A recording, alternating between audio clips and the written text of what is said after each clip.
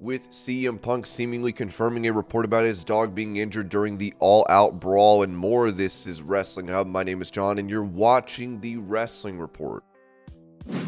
Before we get into the rest of the video, make sure you subscribe to Wrestling Hub and turn on all notifications to stay up to date with everything in the world of pro wrestling. Also, don't forget to follow us on Instagram at Wrestling Hub Official and follow us on Twitter at Wrestling_Hub.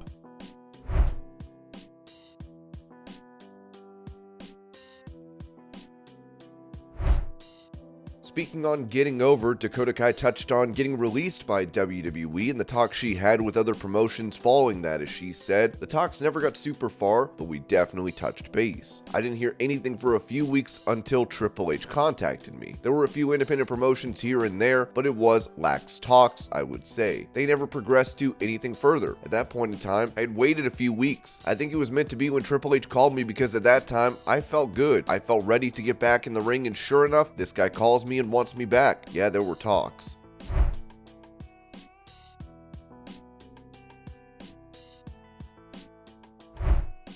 In a now deleted video, ex-WWE announcer Quetzali Bones addressed her release from the company as she said, "I no longer work with the company that I used to be a host, and I was with it for 4 years. I want to tell you that it has been a very strong journey for me, in which I have completely avoided drinking, going out, in which I am living 100% all the emotions. I have to accept that I feel sad and a little lost. I don't know where I'm going to go. And even though I don't want to drink or do anything else, I accepted this time for me to start using my Rosh product, which has cacao in it, and cacao helps a lot with depression and sad processes. So let's start right now. I'll let you know all."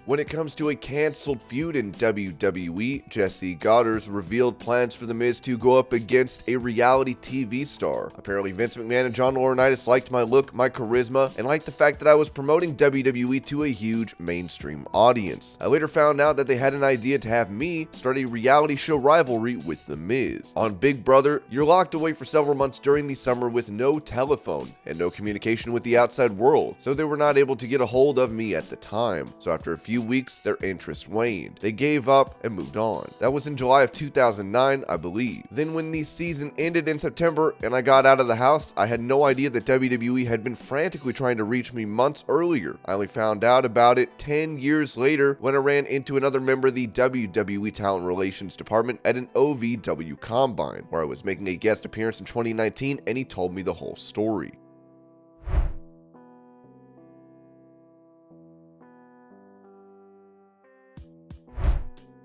Touching on the vast number of stars on the AEW roster, Fuego Del Sol told the AJ Awesome Show that the AEW roster is stacked right now. We have so many great guys, and guys are champing at the bit for any bit of TV time and match time they can get. For us to develop and go forward, I can't wait to see what the next year holds for AEW and Ring of Honor together, because I think it's going to help shape wrestling in a different way, and we're going to get to see a lot more stories. Like I said, I think it's a credit to the roster that we have developed. Incredible guys, veteran guys that have been doing this for nearly 30 years. All these guys champing at the bit. The talent is so good, and I feel like that's a good problem to have. I'd have too much good talent than not enough. But I'm excited to see what my future holds, and I'm excited to see what the future holds for the company going forward.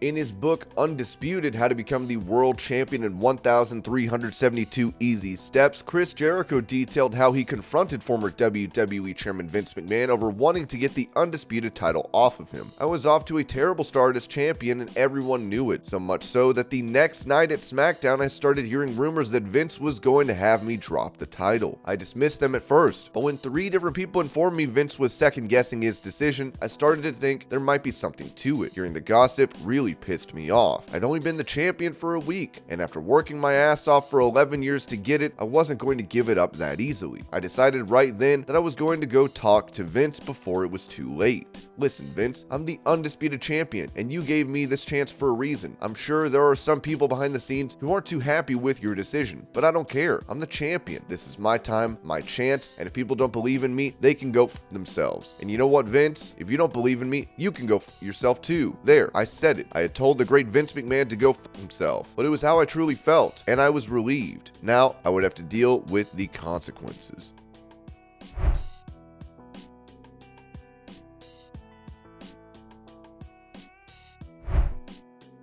Speaking of Vince McMahon, Road Dogg would note on his podcast that McMahon never saw NXT as a third brand to Raw and SmackDown. So this is up to me. This is a philosophical question of whether NXT was a third brand or developmental in late 2019. And I can answer it any way I want to, but it doesn't matter what I say. I always saw it as I don't know that I looked at it as either, to be quite honest with you, but I'll tell you who thought about it. I felt like Hunter thought about it as a third brand, and I think once we got that TV deal, that's a legitimate argument. You know what I mean? This is a third revenue generator, so it is a third brand, and so that's definitely an argument to be made for that. I think Vince McMahon always saw it as developmental, like, oh, it's small ball and look. I think to his dismay, he did that a little bit, but I think there was some professional rivalry because NXT was young and shiny, and all the internet people were talking how great it was, and so I totally understand. For me, writing SmackDown, I used to get ticked off because they would bury my show and put over NXT, and that was when it was the awesome black and gold, and NXT was to be cherished at that time for a true wrestling fan, and so I don't know. It's a philosophical question, and I think one guy's philosophy was totally different than the other guy's philosophy, and for mine, I think it can be both. I think it can be developmental, but it can also generate revenue, and it made room for some of the people to come in like Kevin Owens and Sami Zayn. Some of the people that are on top of the world now kind of came filtered through that system by design, and hey, here's how we do things. We do things a little differently here in WWE than you did at OVW Ring of Honor, wherever you used to wrestle, you know? And so I thought it was a bit of both. A little developmental and revenue generator, so I don't know. It's up to you to see how you like it.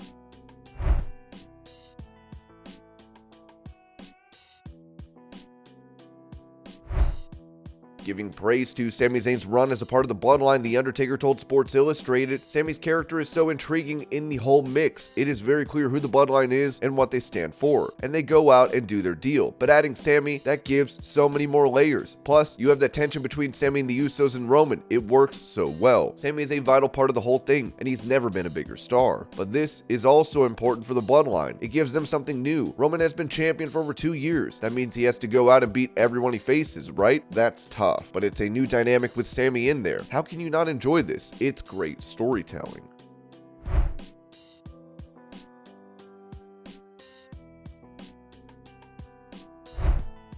Speaking of the Bloodline, Roman Reigns has really come into his own as the tribal chief, as Kurt Angle said this about him being a heel. I thought Roman was improving dramatically. I won't agree that at the beginning of his career, he should have been pushed as hard as he was pushed. He was still a little green, but Vince McMahon had faith in him, and Vince did the right thing because Roman Reigns turned out to be an incredible performer. I mean, Roman Reigns is one of the best workers in the business today, and he earned that spot. They should have turned him heel a long time ago. This is the best stuff he's doing right now today. Him being a heel, doing the whole family thing, acknowledge me, it's really good stuff.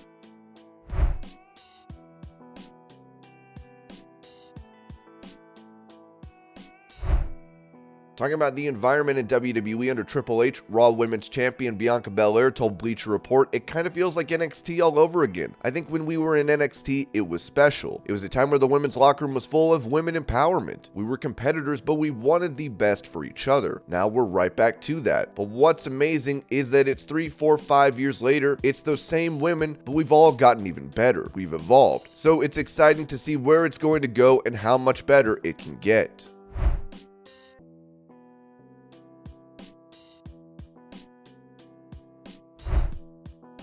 On his To Be The Man podcast, Nature Boy Ric Flair spoke about Ricky Steamboat's recent match as he claimed he could wrestle again. I've not spoken to him, so I don't know the answer to that. When I spoke to him, we were trying to get him to work with us. He indicated to me back then that he didn't think health-wise he was ready to do it. It's what makes him feel good. Like I say about myself, I could wrestle again right now too, and I'd be a lot better than I was in the last match. Because when you're gone away that long, you forget about little things that'll make a difference, and you spend too much time getting in shape for it that you don't think think about little things like dehydrating. I was so into the training part that I forgot about little things. I think he should do what he wants to do. He's Ricky Steamboat. There's only going to be one Ricky Steamboat, whether it's good or bad. It's not going to affect his legacy. He's the best babyface in the history of the business.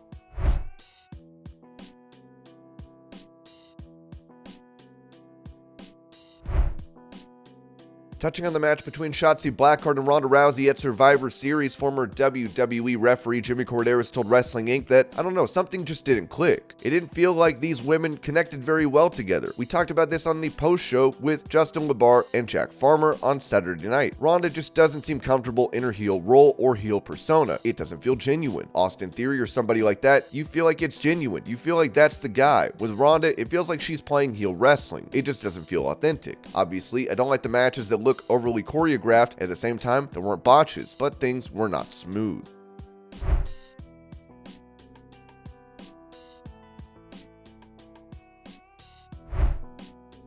With him taking to social media, CM Punk would post a picture of his dog Larry as he appears to be missing a couple of his front teeth. If you remember, it was reported following the all-out brawl between Punk, Ace Steel, and the Elite that Punk's dog was injured and was said to have lost teeth during the interaction. And this was your Pro Wrestling News Update. I hope you're all having a great day. Thank you so much for watching, and I'll see y'all later.